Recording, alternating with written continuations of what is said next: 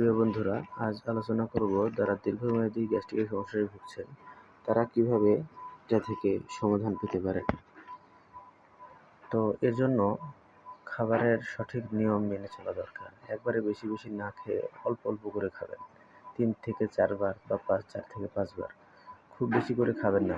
রাতের খাবার ঘুমানোর 2-3 ঘন্টা আগে খাবেন এবং ধীরে ধীরে খাবার চিবিয়ে খাবেন।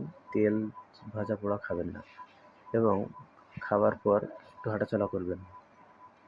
গ্যাস্ট্রিকের সমস্যার জন্য আপনি জিরা পানি খেতে পারেন। জিরা 1 গ্লাস পানিতে দিয়ে চিবিয়ে ভালোভাবে খেতে পারেন, অথবা 1 চা চামচ জিরা পানি ফুটিয়ে খেতে পারেন।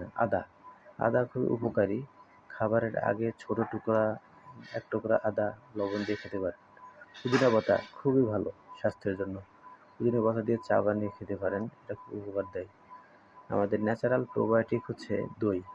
দই স্বাস্থ্যের জন্য উপকারী। এটা হজম বাড়ায় এবং শরীরের ক্যালসিয়ামের ঘাটতি পূরণ করে। অতিরিক্ত চা, কফি, ধূমপান, কোমল পানীয়, সফট ড্রিঙ্কস ইত্যাদি খাবেন না। খালি পেটে লম্বা সময় থাকা উচিত নয়। প্রতিদিন অন্তত 20 থেকে 30 মিনিট হাঁটাচলা করতে হবে। মানসিক চাপ ও স্ট্রেস কন্ট্রোল করতে হবে।